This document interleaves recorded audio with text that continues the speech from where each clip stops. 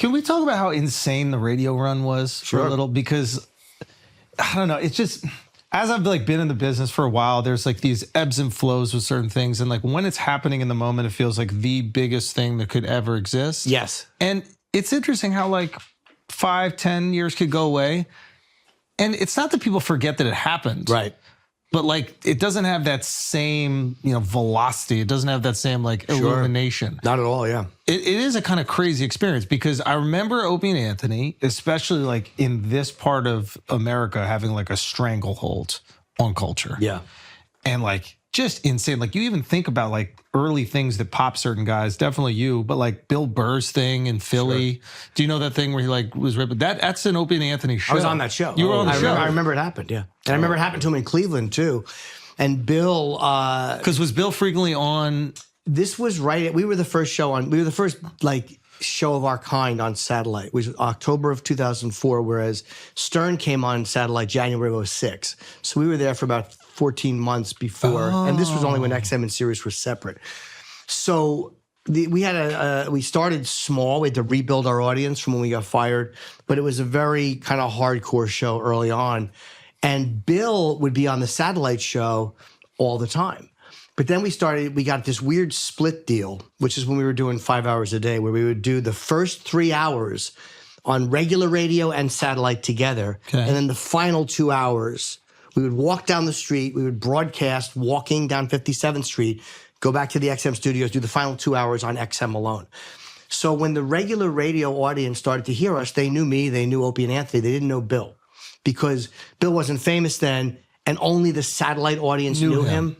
So a lot of these audiences in these traveling virus shows were from terrestrial radio, this new K-Rock show we were doing. So they started booing Bill. They booed Don Marrera. I think they booed like Jimmy Schubert, like real Philly guys. And Bill just did his legendary rant. And they eventually turned it around. It was incredible. Yeah. So in Cleveland, they tried doing the same thing to him. And I remember he was having a meltdown. He was so fucking pissed off that they were just booing him. And I remember talking to him, and we were in the hotel room. And it was like, you did something amazing, and they're just trying to recreate it. Like, they don't hate you. They heard about the moment, and they want that to happen They wanted him to do it in Cleveland. Like, they understood that the moment was so great, what he had done organically. That's one of the first viral stand-up clips. It really is, It's like Russell Peters and Bill Burr. Yeah, that clip, I remember it was shot like with like not a very good camera. It looked like it was from the audience or something. Yeah, I believe it was. I think it's multiple phones. Oh, was it what? There's a part where there's no video. From what I remember, it's just audio. And then a couple people spliced together other angles from the crowd. Oh, they did, okay. Okay, so you guys get fired. So you're on regular radio. Yeah, in like 20 markets, yeah. Okay, and would that be 20 markets? Would that be huge? Like, is that decent? New York, like, we were on New York, Boston. For radio standards, I'm saying. Very big.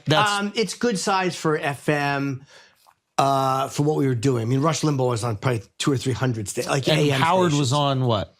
Probably 50 or more. He was big. Howard was always bigger. Okay. But O&A had a reputation. They had been fired in Boston. You know what I mean? It was like... it seems like the radio guys that got this like escape velocity, because Charlemagne's the same thing. Like he got fired from a bunch of different markets, then finds a home that's going to support him, and then see you later. Yeah. Same thing with Howard, same thing with you guys. So you guys get fired from regular radio. Yes. What happened? Well, is that the Sex with Sam thing? Sex for Sam, yeah. It was the Sam was Sam Adams beer. They sponsored this thing that O&A would do every year, where people go around and have sex in all these weird places in New York. And if you had sex, you would get points, and if you had anal, it was a 2-point conversion. Oh. And they would have a spotter from they would have a spotter from the show go, whether it was a producer or a video guy, just to watch the couple and make sure they were having sex and not lying. And they would call in. Right now we're in the dressing room in Macy's, and he's having anal with her. Like, it was that type stuff. So this is on regular radio. The terrestrial radio, yeah. Just to put things in perspective, like so crazy. The things that people get, and I hate the word like triggered or offended. Yeah, it's just like so overused. But like culturally now, I feel like we would be way more sensitive to something. Like, there's like no way this could happen. Yes, we can say certain words now. Yeah.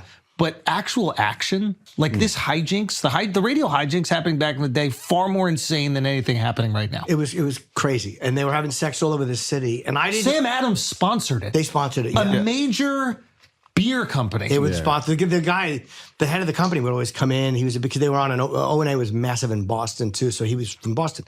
So I didn't go out. I was not a spotter. I wouldn't go out and do it because. I guess it was sometime in 2001, maybe. I'm worried you enjoyed it. But we no. Jim, you there? Get out of there, Jim. Start jerking off. No, it'd be more like, get out of there, guys. But no, we had been, Lewis Black and I had been arrested for the radio show probably a year before. We were on this bus called The Voice. It's what happened with the arrest? Well, there was a company that came in. This is, again, we were on WNEW. In the afternoon, it was an afternoon show. And these people came in and they were driving around with a bus with giant windows and half-naked girls, like topless girls, promoting the voyeur bus.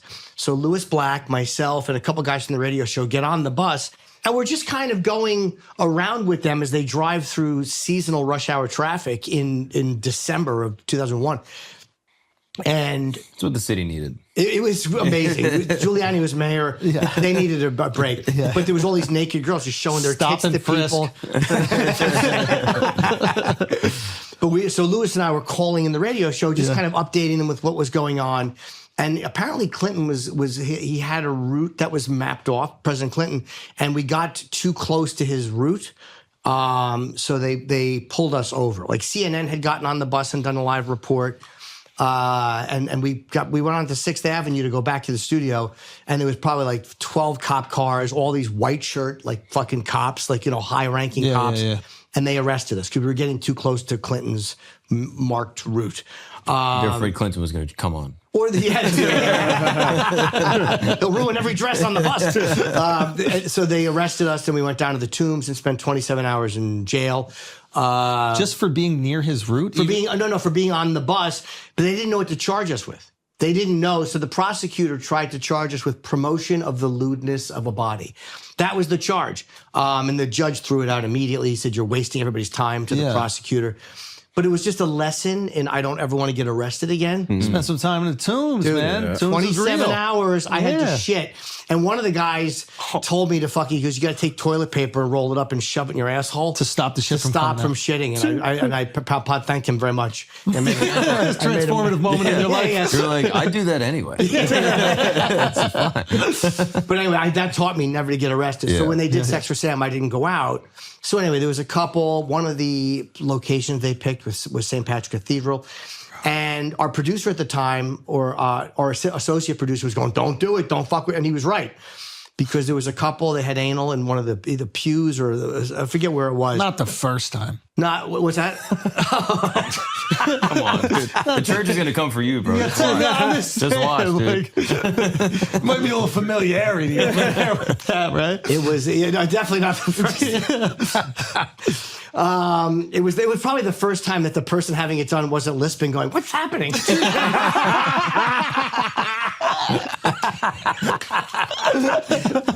There'll be no consensual anal in this church.